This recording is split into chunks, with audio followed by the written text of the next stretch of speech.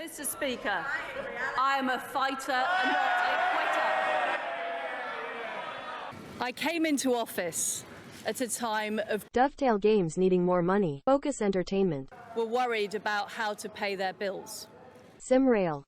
Threatens the security of our whole continent.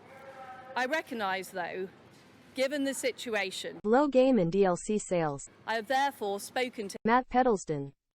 to notify him that I am resigning. But I feel crushed today. You know, I feel like I was stepped on and defeated